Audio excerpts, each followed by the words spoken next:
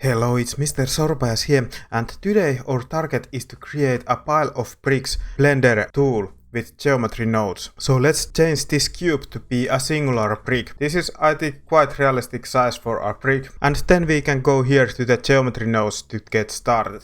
Let's click here new and let's call this pile of bricks. We need the node called grid. So Shift+A, search, and then grid. So we need to apply the scale also. So Shift+A and then apply scale. And we can add something to those vertices. And in this case, we are going to add bricks there.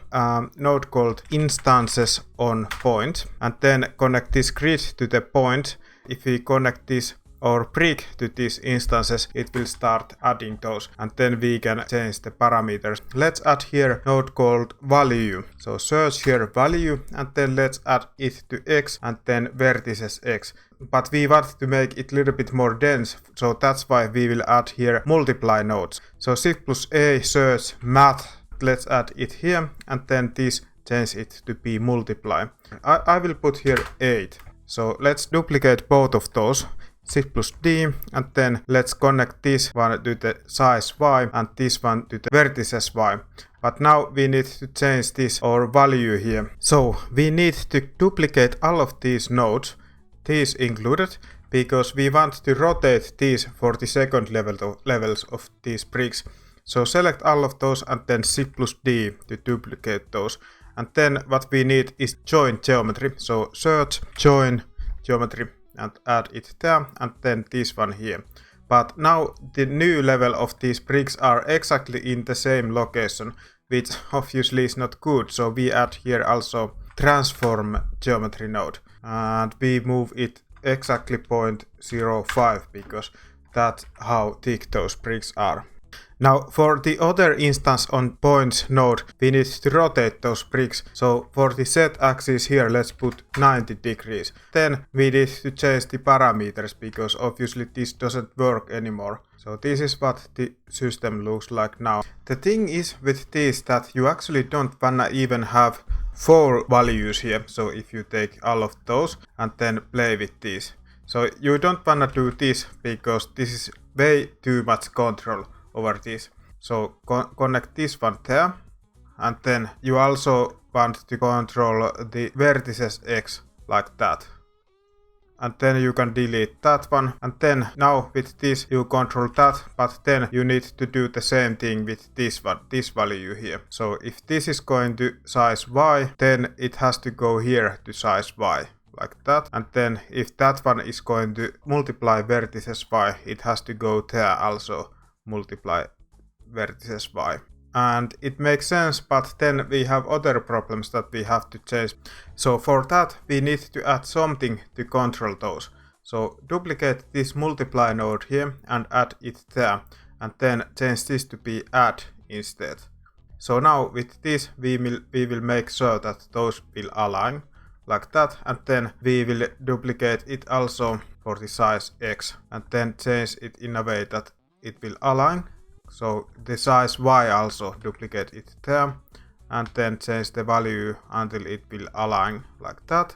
And then for the other Y also change it so that it will align. Actually it is now 0 for this, but I think it's a good idea to have it there. So I will hide all of those add nodes like that, and let's make them like that. And then I have all of these multiply nodes here, and later we can use those values and combine them to be something that we can tweak later. So hope this makes sense to you. So this is what I have now. Okay, so we have a brick pile that is only 2 bricks high, and it's not enough. So what repeat zone is that it's a little bit like the array modifier here in all type of modifiers, but it's smarter than array because there is much more things that you can do with it. So Shift+A, let's add here repeat. So we will connect the geometry here and then connect the output there. And then whatever we do here, it's going to be repeated. So if we just duplicate this transform geometry thing here, and then add here some settings like 0.1, change the repeat setting, it will be repeated like that. We want to also duplicate it. So let's duplicate also this join geometry here and then this one here. And that's exactly what we wanted to do. So let's keep it reasonable. Okay, the next thing that we want to do is to rotate a little bit randomly all of these bricks. And that's very easy to do. We can add here the node called rotate instances. And then we add here noise texture. And then with this factor connected to the rotation, we actually want to rotate them only along z-axis because this doesn't make sense, as you can see. So we add here combine x, y, z and then connect it to this z-axis only. We add here math node, and then if we add here minus 0.5, it will fix that rotation thing. And the next thing is that we want to be able to control the amount of this effect. So we duplicate this add node here and then change it to be multiply. So if this is 0, there is no rotation, but the higher we go with this, the more they are going to be rotated. And then let's also change this noise texture to be 4D, because if you for some reason want to have random seed for this, I think it's good. For some reason, I don't know why, but for some reason control the scale also of this. It kind of makes the effect kind of have this kind of field where the tiles that are next to each other are rotated in a similar way because the noise texture is so big. Alright, let's start getting some controls for these. So let's hold shift and right click here to create this dot. What we want is that we also want to duplicate this group input node here, this direction. Connect this one here, and then now we have here this modifier input that allows us to change the size of our pile. So we want to get some default values here. So let's go here to the group tab and then change the default value. Let's say 2. We do the same thing with that other value also. So duplicate this one and then make dot there and then this input, and this is going to also be maybe 2 as a default. And then we can change the names for those. X size, and then this is going to be Y size. And then we connect this node here from this multiply, and this is going to be X tweak, because it allows us to tweak the X direction settings like that. And then this is going to be Y tweak. And then you want to do the same for the other level also. So if you tweak the X value there with this, then you also want to be able to tweak it there. So let's connect this one here also.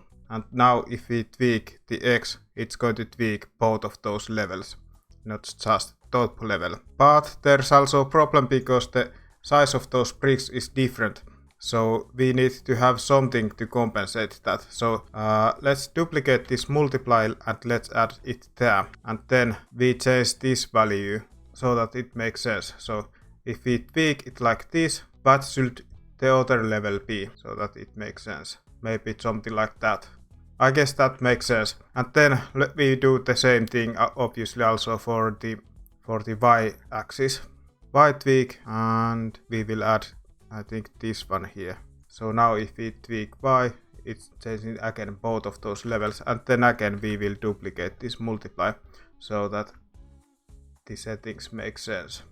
So if it's like that, then this should be something like that. When you find the sweet spot, then it starts working quite nicely.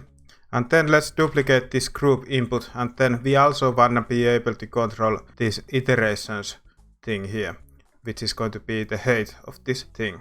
New group input there, and then this is going to be height. So now we have easy control here for that also. Then again let's duplicate the group input, and we want to be able to control the noise texture. So let's connect this W value here, and this is going to be the rotation seed, and then also scale. So rotation scale. And then we want to have here this multiply node also, so let's connect that one also there. So it's going to be rotation amount. So this one, all of these values here, and then this iterations value here, which is going to be height, and then all of these values here, which is a little bit messy, but I hope you are able to figure everything out. Alright, the next thing that we want to do is to control which bricks are being removed from this. The top of this thing will probably start looking something like that. So we want to simulate that also. And for that we need to add a node called delete geometry. So search delete geometry. Search noise texture. Add it there. We add something to control this noise texture so that there is per black values also, and we can do it with map range node. So let's add that there, and then let's go a little bit up with this min value. We actually want to delete instances like that.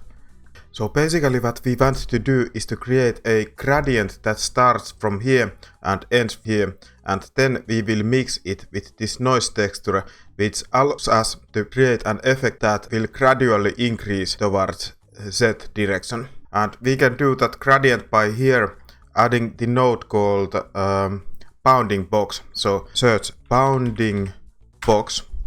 And what bounding box is doing based on this geometry, it will create a box around this whole thing. And then we have here these min and max values. And how I believe it works is that the min value is one of the corners here, and the max value is one of the corners here or here. And based only those two values, you can create always a box. However, we only are interested of the gradient towards this direction, so that's why we will separate the Z component of those values. So let's drag here and then find here separate X, Y, Z like this, and then let's duplicate it and then separate also from that. And now with those Z components we can connect them to the map range node. So duplicate this map range here, and then this min value, it's going to go here to the min, and then this max value is going to go here to the max. However, this is not a gradient yet, because those two values are only locations here in this coordinate system, so they are not gradually changing to the other value. So what we need to do to convert it to be a gradient is that we need a node called position. So search position, so let's add it here and then duplicate this separate X, Y, Z and connect that one there. And now we are supposed to have a gradient, but we actually need something still here, because now we are having instances here, but we actually want to have mesh. I will visualize it by pressing Ctrl plus Shift plus left click, and then let's get this geometry here. So you see it's not still gradient, and we add here a node called realize instances like that, and now we have the gradient, because now we have real geometry to calculate this operation. So now what we want to do is that we want to mix it with this noise texture. So let's add here mix color node, and then let's make this one to be here in top maybe, and then this one here to the bottom. So again, now we can check with this mix texture to be either the gradient or the noise texture, but we have here with the gradient the same problem that we had with this noise texture that we fixed with this map range.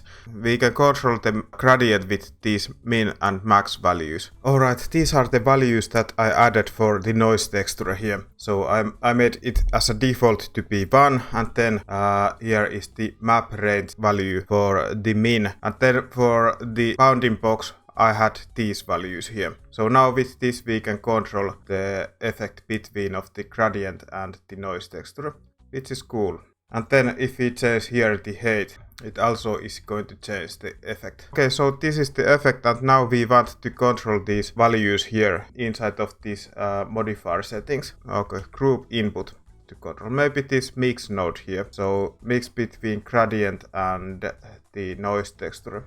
So this factor, let's call it holes amount. Okay, let's change this to be 4D, and then it's going to be holes seed, and then this scale is going to be holes size. So now holes amount, no holes, and then here. So I don't like very much if the holes are very small. So that's why I think the default value of 1 is very good. So if you want to be able to apply this wall effect, to be manually deleting some of those bricks, you cannot just apply here. It's not going to work because it doesn't contain a mesh. this is what the error says. So that's why we need to add here realize instances node. So let's duplicate this and then let's apply this other one. So now it's going to apply, and you can delete those that you don't like or do some manual tweaks.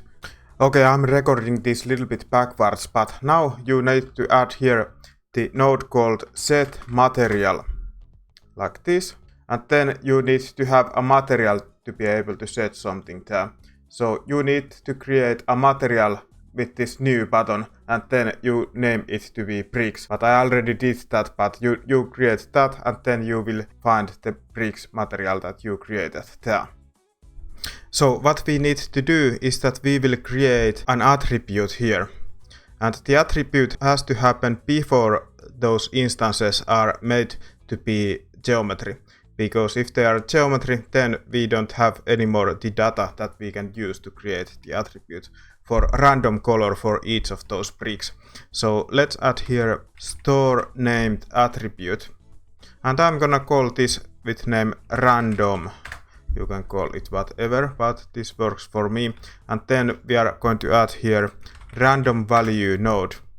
This one, and let's connect it to the value of this. So now we are going to have random value for every point of this, but we actually don't wanna, actually let's make here an editor so that you can see the effect. So this is going to be shader editor, and then we are going to use this random attribute. So search attribute, and then connect this color to the base color. So if you add here random, which is the name of this attribute, you see that it works badly because it adds random value for singular brick. So if you change here the seed, you see that all of those bricks are same, but each vertex of those bricks is having its own random color. So that's not what we want. Instead we want to have random color for every instance. So change this point to be an instance, and then you get random color for every brick. And this is perfectly what we want to have. And there is another way of how you can do the same effect, is that instead of using attribute, you can add here geometry node. And then if you here select random per island, you get similar kind of effect. But I like this attribute method more because, I don't know, it just feels better. Basically you have just much more control where it happens and how it happens.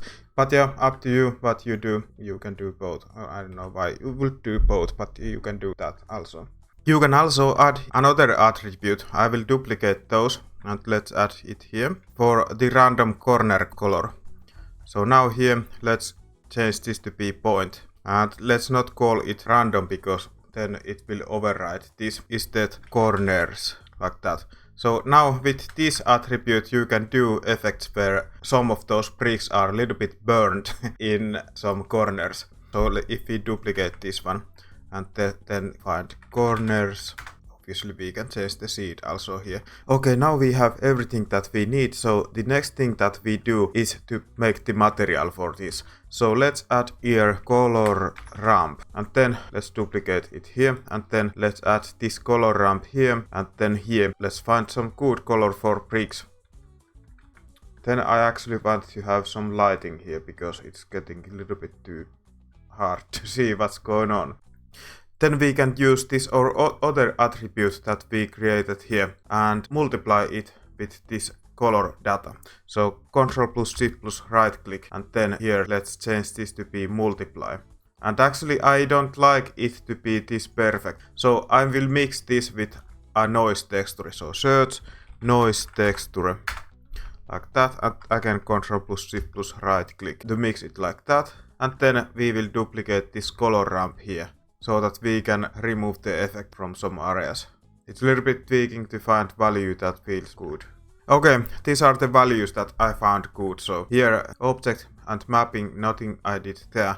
And then this scale, and then these details. And then here this value for the mix. This can also be, doesn't have to be perfectly like that. Then the next thing is that we want to have some surface details here. So for that we need a node called bump. And let's connect this one here. And then this, firstly, I think I want to make the corners to be a little bit smoother. So typically how you do that in Blender is that you add a bevel modifier, but it's bad because we have so many bricks and this will very easily get a little bit too heavy. So instead we will do it in shader. So there is a node called bevel. So we can add it there like that. And then let's make the radius to be, I don't know, something like this feels good to me. So we can add here noise texture, or we can duplicate this noise texture here. And if we connect it to the height peak, and also actually think I wanna use here this same object coordinates. So now if we change the detail value here, it gets more detailed, but it's too strong effect. So what we can do is that we can reduce this effect with, for example, color ramp. So search ramp and add it there, and then like that.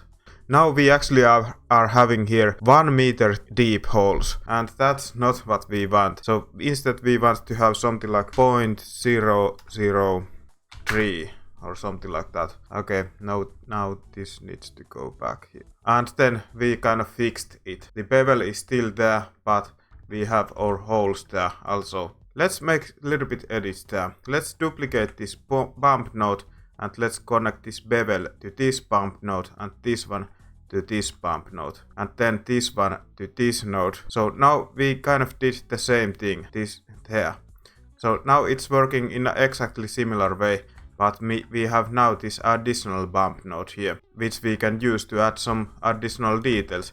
And what those additional details to me is that I wanna have little bubbles. You can duplicate this same noise texture and just connect to this height value here, and then drop the details to very small, something like that, and then the scale to be something roughly 35 or something like that. And then we just add here another color ramp, so we can make the holes there with this system like that. And it looks cool. You can use here again this mapping node and connect it with this one here. Actually, maybe this one also here. What did I do here? Okay, now because I added that mapping node there, I have to change this value again. And do I also have to change this? In some cases, I believe some details can kind of continue, start from here and then continue to the other brick.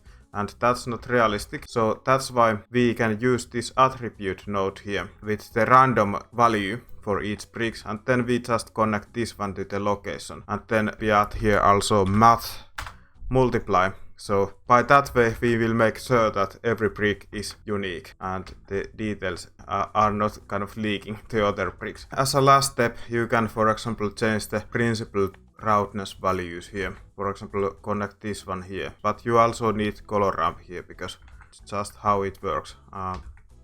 There, not there.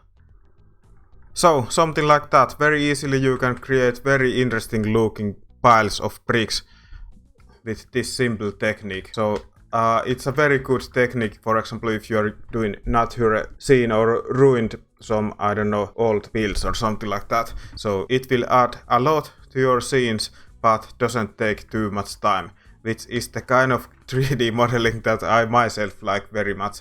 So that's why I designed this tool also. It's good time to call this a finished piece now. And thank you very much for watching this video, and God bless.